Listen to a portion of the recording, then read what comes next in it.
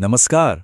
आज बात करेंगे एक छोटी सी लेकिन बहुत ही कमाल की कहानी की, जो निकली है एक 13 साल की लड़की की डायरी से। और ये कोई आम दौर नहीं था, ये था दूसरा विश्व युद्ध का समय।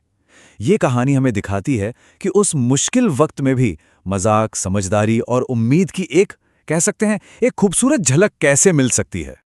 कभी सोचा है कि क्या कागज के कुछ पन्ने किसी के सबसे अच्छे दोस्त बन सकते हैं? मतलब सच में, क्या एक डायरी किसी का अकेलापन मिटा सकती है? 13 साल की एन फ्रैंक के लिए ना, इसका जवाब था हाँ, बिल्कुल। उसकी डायरी सिर्फ लिखने की एक किताब नहीं थी, वो तो उसकी लाइफलाइन थी। एक ऐसा सहारा जिसने उसे सबसे मुश्किल वक्त में थामे रखा। तो चलिए कहानी के पहले हिस्से में चलते हैं और ये समझने की कोशिश करते हैं कि एन असल में अंदर से कैसा महसूस कर रही थी। अब देखिए, एन के आसपास लोग तो बहुत थे, परिवार था, दोस्त थे, लेकिन फिर भी उसे एक गहरा अकेलापन महसूस होता था। उसे लगता था यार, कोई है ही नहीं जिससे वो अपने दिल की हर छोटी बड़ी बात बिना किसी हिचकिचाहट के कह सके। तो इस अकेलेपन से डील करने के लिए एन ने एक बहुत ही, कह सकते हैं, अनोखा तरीका निकाला। उसने अपनी डायरी को एक नाम दे दिया, किटी। और किटी उसके लिए सिर्फ एक डायरी नहीं थी, नहीं, वो एक कैरेक्टर थी, एक दोस्त थी, जिसे एन ने अपना सबसे सच्चा दोस्त बना लिया था। वो किटी को वो सारी बातें बताती थी जो वो किसी और इंसान से कह ही नहीं पाती थी। अच्छा, तो एन की पर्सनल दुनिया से थोड़ा बाहर निकलते हैं और जरा उसके स्कूल लाइफ पर नजर डालते हैं, जो बड़ी मजेदार थी और हाँ, कभी-कभी मुश्किलों से भरी भी। स्कूल में एन थी तो बहुत होशियार, ब्राइट स्टूडेंट थी, लेकिन एक दिक्कत थी, वो बातें बहुत करती थी, बहुत ज्यादा, और बस यही आदत उसे अक्सर मुसीबत में डाल देती थी। और यही कहानी में एंट्री होती है एक ऐसे कैरेक्टर की जो एन को चैलेंज करता है और सजा देने का भी एक बड़ा ही अलग तरीका निकालता है। एन के जो मैथ्स टीचर थे, मिस्टर कीसिंग, वो क्लास में उसकी बातें करने की आदत से बहुत ज्यादा परेशान रहते थे, मतलब तंग आ गए थे।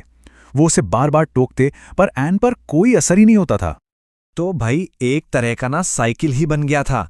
एन क्लास में बातें करती, मिस्टर कीसिंग को गुस्सा आता और सजा के तौर पर वो उसे एक एस्से लिखने को दे देते, और ये सिलसिला चलता रहा बार बार। और जो एस्से उसे लिखने को मिला, उसका टाइटल था अ चैटर बॉक्स, मतलब एक बातूनी। ये तो सीधी सीधी चुनौती थी, सीधा एन की आदत पर एक तंज था। और अब कहानी उस मोड़ पर आती है जहां एन इस पनिशमेंट का जवाब देती है, और वो भी अपने ही अंदाज में। अब देखिए, मिस्टर कीसिंग तो सोच रहे थे कि इस सजा से एन को अपनी गलती समझ आएगी और वो सुधर जाएगी, लेकिन एन ने जो जवाब दिया ना, वो किसी ने सोचा भी नहीं था। उसने कहा कि बात करना तो एक स्टूडेंट की खासियत होती है, जिसे कंट्रोल करना थोड़ा मुश्किल है। एन ने अपने एस्से में बड़ी चालाकी से लिखा कि ये बात करने की आदत तो उसे विरासत में मिली है, क्योंकि उसकी माँ भी बहुत बात करती थी। तो भाई अब इसमें वो ज्यादा कुछ कर नहीं सकती, ये तो उसके नेचर में है। एन के इस मजेदार और इंटेलिजेंट जवाब का असर फौरन हुआ। गुस्सा होना तो दूर, मिस्टर कीसिंग जोर से हंस पड़े। बस उस एक ऐसे ने उनका पूरा नजरिया ही बदल दिया, और वो एन को लेकर ज्यादा समझने वाले और दयालु हो गए।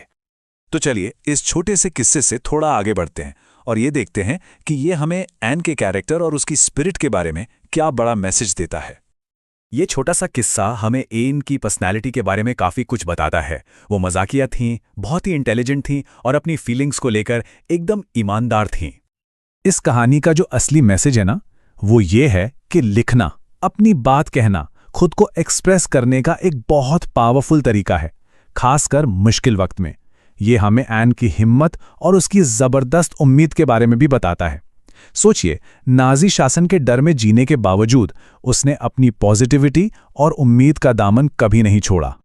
तो जिस तरह एन ने लिखने में एक उम्मीद ढूंढी, जरा सोचिए आज के दौर में खुद को एक्सप्रेस करने का कोई छोटा सा काम, चाहे वो कुछ लिखना हो, कोई आर्ट बनाना हो, या बस किसी से दिल खोलकर बात करना हो, ये किसी की जिंदगी में उम्मीद की रोशनी कैसे जला सकता है। नमस्कार दोस्तों, आप देख रहे हैं बी उज्ज्वल क्लासेस। अगर आपको इस चैप्टर की line by line explanation PDF बिल्कुल फ्री चाहिए तो देर मत कीजिए, अभी हमें हमारे व्हाट्सएप नंबर पर मैसेज कीजिए और पीडीएफ तुरंत पाइए। बी उज्ज्वल क्लासेस, पढ़ाई अब होगी और भी आसान।